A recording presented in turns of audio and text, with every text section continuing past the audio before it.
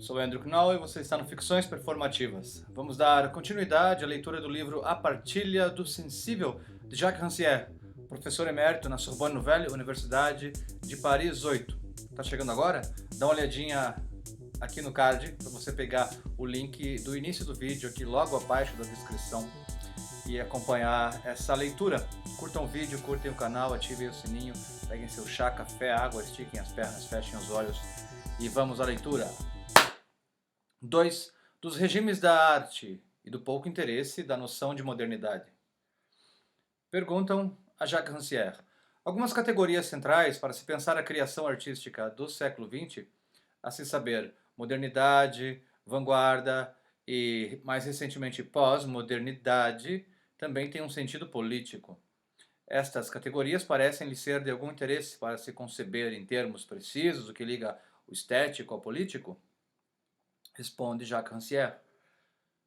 Não creio que as noções de modernidade e de vanguarda tenham sido bastante esclarecedoras para se pensar as novas formas de arte desde o século passado, nem as relações do estético com o político.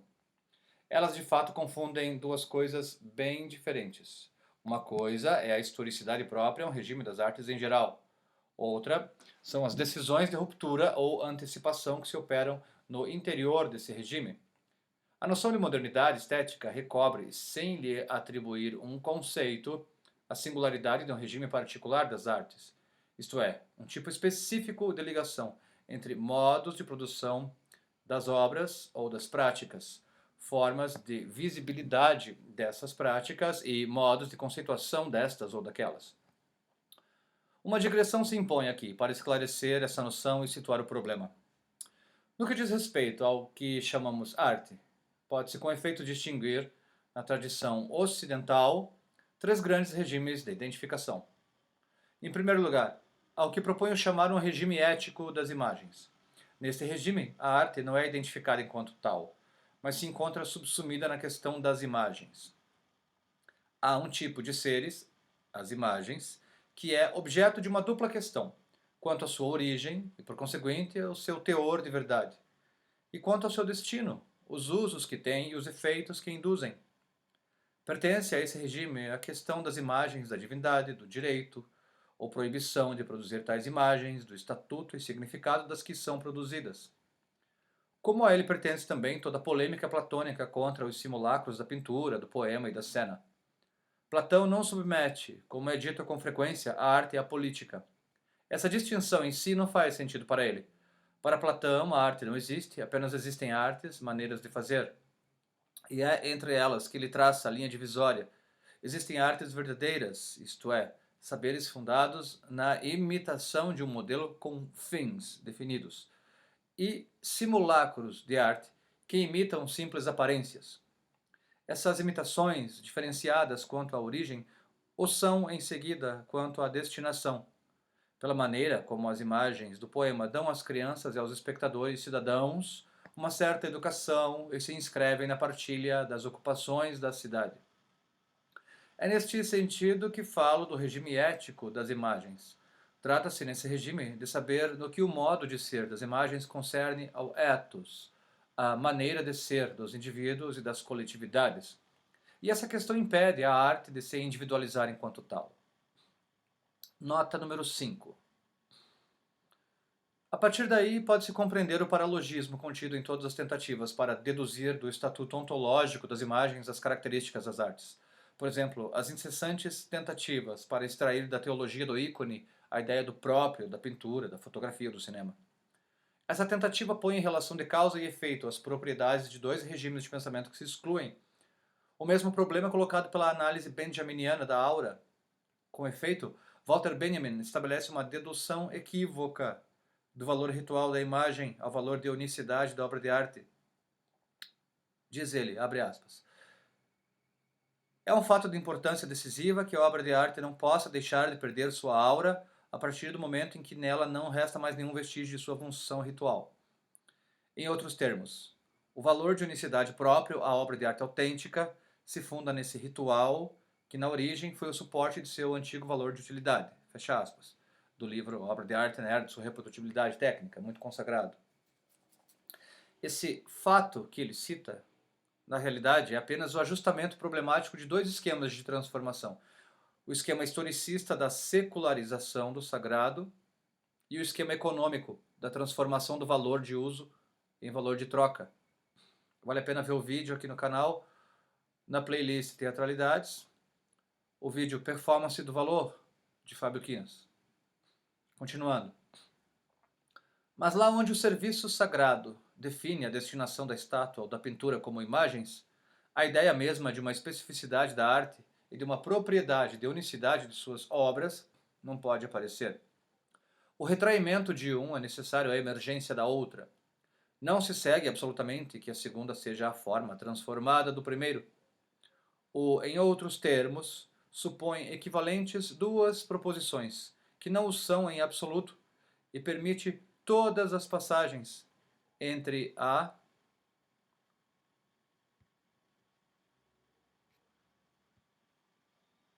explicação materialista da arte e sua transformação em teologia profana.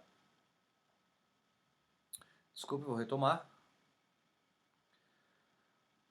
O retraimento de um é necessário à emergência da outra. Não se segue absolutamente que a segunda seja a forma transformada do primeiro.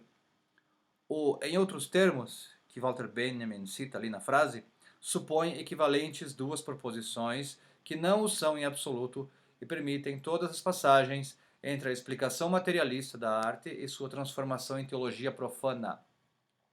É assim que a teorização benjaminiana da passagem do cultural ao exposicional sustenta hoje três discursos concorrentes, o que celebra a desmistificação moderna do misticismo artístico, o que dota a obra e seu espaço de exposição dos valores sagrados da representação do invisível e o que contrapõe aos tempos remotos da presença dos deuses o abandono do ser exposto do homem. Fim da nota. Continuando.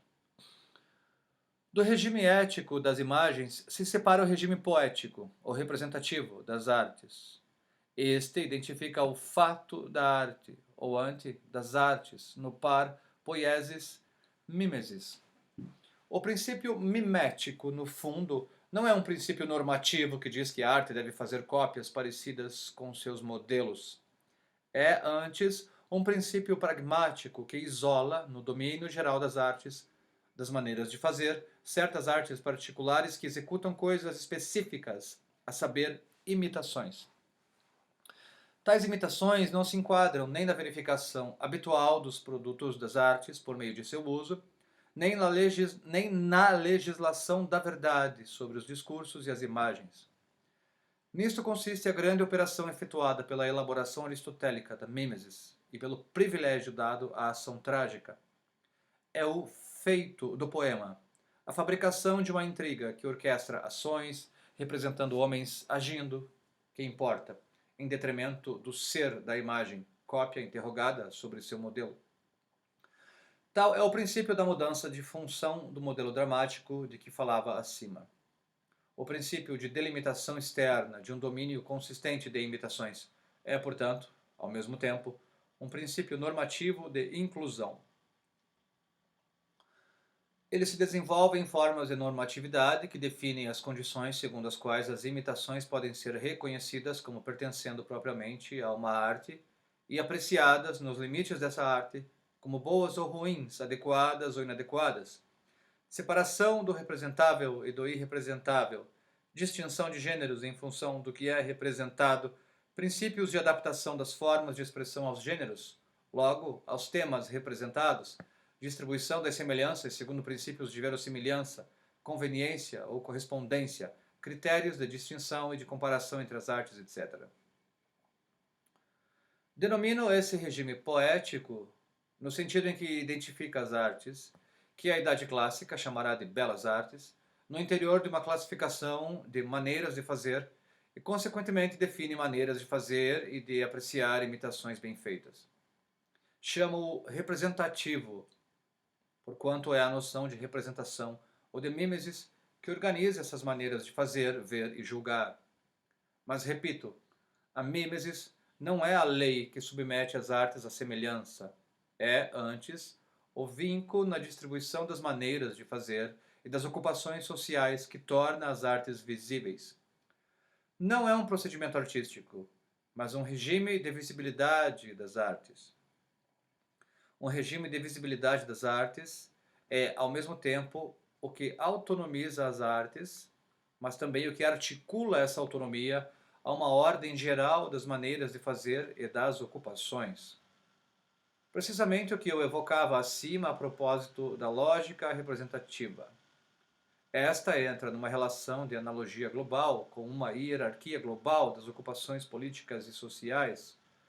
O primado representativo da ação sobre os caracteres, ou da narração sobre a descrição, a hierarquia dos gêneros segundo a dignidade dos seus temas, e o próprio primado da arte da palavra em ato, entram em analogia com toda uma visão hierárquica da comunidade. A esse regime representativo contrapõe-se o regime das artes que denomino estético. Estético porque a identificação da arte nele não se faz mais por uma distinção no interior das maneiras de fazer, mas pela distinção de um modo de ser sensível próprio aos produtos da arte. A palavra estética não remete a uma teoria da sensibilidade, do gosto ou do prazer dos amadores de arte. Remete, propriamente, a um modo de ser específico daquilo que pertence à arte, a um modo de ser de seus objetos. No regime estético das artes, as coisas da arte são identificadas por pertencerem a um regime específico do sensível. Esse sensível, subtraído às suas conexões ordinárias, é habitado por uma potência heterogênea, a potência de um pensamento que se tornou ele próprio estranho a si mesmo, produto idêntico ao não produto, saber transformado em não saber, logos idêntico a um patos, intenção do inintencional, etc.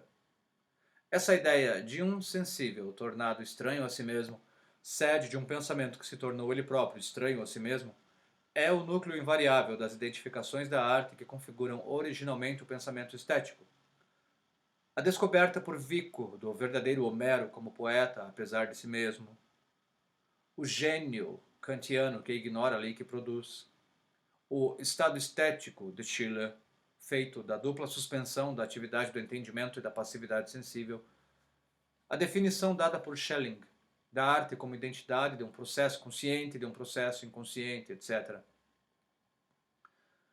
Ela percorre igualmente as autodefinições das artes próprias à Idade Moderna, ideia proustiana do livro inteiramente calculado e absolutamente subtraído à vontade, ideia malarmeniana do poema do espectador poeta, escrito sem aparelho de escriba, pelos passos da dançarina iletrada, prática surrealista da obra expressando o inconsciente do artista com as ilustrações fora de moda dos catálogos ou folhetins do século precedente, ideia bressoniana do cinema como pensamento do cineasta extraído dos corpos dos modelos que, repetindo sem pensar as palavras e gestos que dita para eles, manifestam, sem o seu conhecimento ou o deles, a verdade que lhes é própria, etc. Inútil prosseguir com as definições e exemplos. É preciso, porém, assinalar o cerne do problema. O regime estético das artes é aquele que propriamente identifica a arte no singular e desobriga essa arte de toda e qualquer regra específica, de toda a hierarquia de temas, gêneros e artes. Mas, ao fazê-lo, ele implode a barreira mimética que distinguia as maneiras de fazer a arte das outras maneiras de fazer e separava suas regras da ordem das ocupações sociais. Ele afirma a absoluta singularidade da arte e destrói, ao mesmo tempo, todo o critério pragmático dessa singularidade. Funda, a uma só vez, a autonomia da arte e a identidade de suas formas com as formas pelas quais a vida se forma a si mesma. O estado estético schilleriano, que é o primeiro, e em certo sentido inultrapassável, manifesto desse regime, marca bem essa identidade fundamental dos contrários. O estado estético é pura suspensão, momento em que a forma é experimentada por si mesma. O momento de formação de uma humanidade específica. A partir daí pode-se compreender as funções exercidas pela noção de modernidade. Pode-se dizer que o regime estético das artes é o verdadeiro nome daquilo designado pela denominação confusa de modernidade.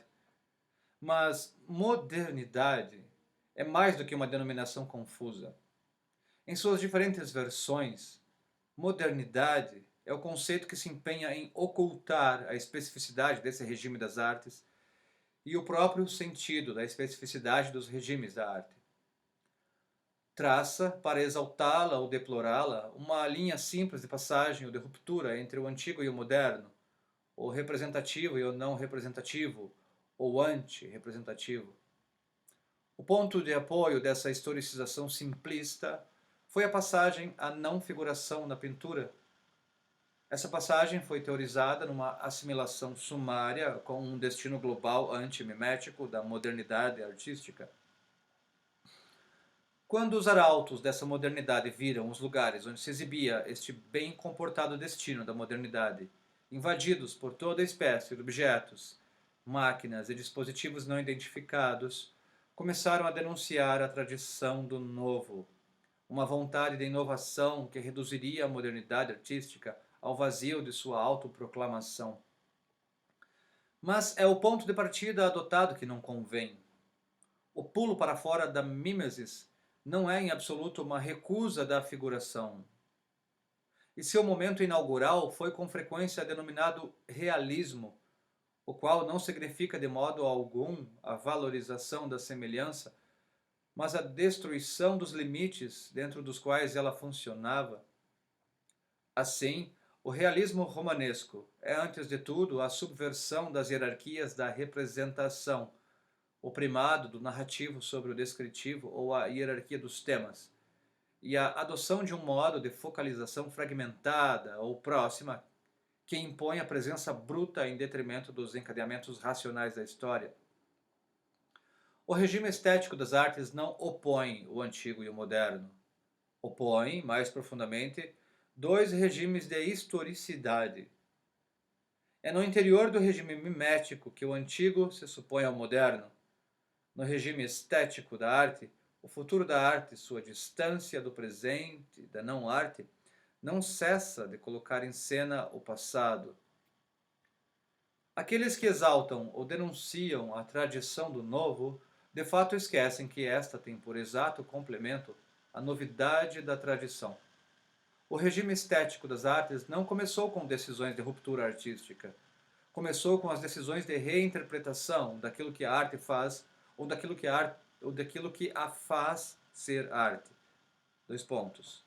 Vico descobrindo o verdadeiro Homero, isto é, não um inventor de fábulas e tipos característicos, mas um testemunho da linguagem e do pensamento imagéticos dos povos dos tempos antigos. Hegel assinalando o verdadeiro tema da pintura de gênero holandesa, não as histórias de estalagem ou descrições de interiores, e sim a liberdade de um povo impressa em reflexos de luz. Hölderlin reinventando a tragédia grega. Balzac contrapondo a poesia do geólogo que reconstitui mundos a partir de vestígios e de fósseis, aquela que se contenta em reproduzir algumas agitações da alma. Mendelssohn recompondo a Paixão segundo São Mateus, e etc. O regime estético das artes é, antes de tudo, um novo regime da relação com o antigo. De fato, ele transforma em princípio de artisticidade essa relação de expressão de um tempo e um estado de civilização que antes era considerada a parte não artística das obras, aquela que se perdoava alegando a rudeza dos tempos em que vivera o autor. Ele inventa suas revoluções baseado na mesma ideia que o leva a inventar um museu e a história da arte, a noção de classicismo e as novas formas da reprodução. E se entrega à invenção de novas formas de vida, com base em uma ideia do que a arte teria sido. Quando os futuristas ou os construtivistas proclamam o fim da arte e a identificação de suas práticas, aquelas que edificam, ritmam ou decoram os espaços e tempos da vida em comum, eles propõem um fim da arte como identificação com a vida da comunidade, que é tributária da releitura schilleriana e romântica da arte grega como modo de vida de uma comunidade. Aliás, em sintonia com as novas práticas de inventores publicitários, que não propõem, eles, revolução alguma, mas somente uma nova maneira de se viver em meio às palavras, imagens e mercadorias. A ideia de modernidade é uma noção equívoca que gostaria de produzir um corte na configuração complexa do regime estético das artes, reter as formas de ruptura, os gestos iconoclastas, etc., separando-os do contexto que os autoriza, a reprodução generalizada, a interpretação, a história, o museu, o patrimônio. Ela gostaria que houvesse um sentido único, quando a temporalidade própria ao regime estético das artes é a de uma copresença de temporalidades heterogêneas. A noção de modernidade parece, assim, como inventada de propósito para confundir a inteligência das transformações da arte e de suas relações com as outras esferas da experiência coletiva. Parece-me haver duas grandes formas dessa confusão. Ambas se apoiam, sem analisá-la, na contradição constitutiva do regime estético das artes, que faz da arte uma forma autônoma de vida e, com isso, afirma ao mesmo tempo a autonomia da arte e sua identificação a um momento no processo de autoformação da vida. Daí deduzem-se as duas grandes variantes do discurso sobre a modernidade. A primeira quer uma modernidade simplesmente identificada à autonomia da arte, uma revolução antimimética da arte idêntica à conquista da forma pura, enfim, nua da arte. Cada arte afirmaria, então, a pura potência de arte explorando os poderes próprios do seu médium específico. A modernidade poética ou literária seria a exploração dos poderes de uma linguagem desviada do seu uso comunicacional. A modernidade pictural seria o retorno da pintura ao que lhe é próprio, o pigmento colorido e a superfície bidimensional. A modernidade musical se identificaria à linguagem de 12 sons, livre de toda analogia com a linguagem expressiva, etc. E essas modernidades específicas estariam numa relação de analogia à distância com uma modernidade política, capaz de se identificar, conforme a época, com a radicalidade revolucionária ou com a modernidade sóbria e desencantada do bom governo republicano. O que se chama crise da arte é essencialmente a derrota desse paradigma modernista simples, cada vez mais afastado das misturas de gêneros e de suportes, como das polivalências políticas das formas contemporâneas das artes. Essa derrota é evidentemente sobredeterminada pela segunda grande forma do paradigma modernista, que se poderia chamar de modernitarismo. Denomino assim a identificação das formas do regime estético das artes, as formas de execução de uma tarefa ou de um destino próprio da modernidade. Na base dessa identificação está uma interpretação específica da contradição matriarcal da forma estética. Valoriza-se a determinação da arte como forma e autoformação da vida. No ponto de partida encontra-se a referência insuperável que constitui a noção schilleriana de educação estética do homem. Ela fixou a ideia de que dominação e servitude são, antes de tudo, distribuições ontológicas, atividade do pensamento versus passividade da matéria sensível, e definiu um estado neutro, um estado de dupla anulação, em que atividade de pensamento e receptividade sensível se tornam uma única realidade, constituindo algo como uma nova região do ser, a da aparência e do jogo livres, que torna pensável essa igualdade que a Revolução Francesa, segundo Schiller, mostra ser impossível materializar diretamente. É esse modo específico de habitação do mundo sensível que deve ser desenvolvido pela educação estética para formar homens capazes de viver numa comunidade política livre. Sobre essa base, construiu-se a ideia da modernidade como tempo dedicado à realização. Sobre essa base, construiu-se a ideia da modernidade como tempo dedicado à realização sensível de uma humanidade ainda latente do homem. Quanto a esse aspecto, pode-se dizer que a Revolução Estética produziu uma nova ideia da Revolução Política, como realização sensível de uma humanidade comum, existindo ainda somente enquanto ideia.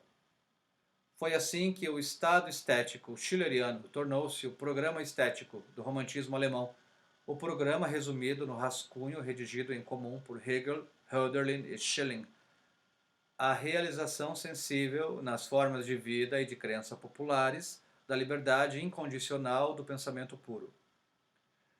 E foi esse paradigma de autonomia estética que se tornou o novo paradigma da Revolução e permitiu ulteriormente o breve, mas decisivo encontro dos artesãos da Revolução Marxista e dos artesãos das formas da nova vida. A falência dessa revolução determinou o destino em dois tempos do modernitarismo.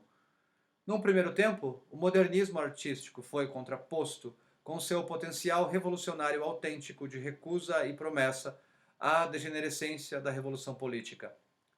O surrealismo e a Escola de Frankfurt foram os principais vetores dessa contramodernidade. No segundo tempo, a falência da revolução política foi pensada como falência de seu modelo ontológico estético.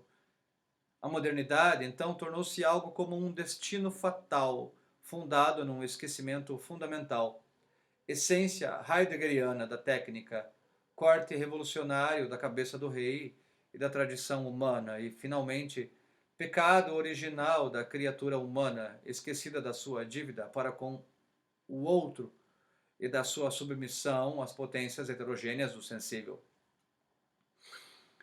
O que se chama de pós-modernismo é propriamente o processo dessa reviravolta.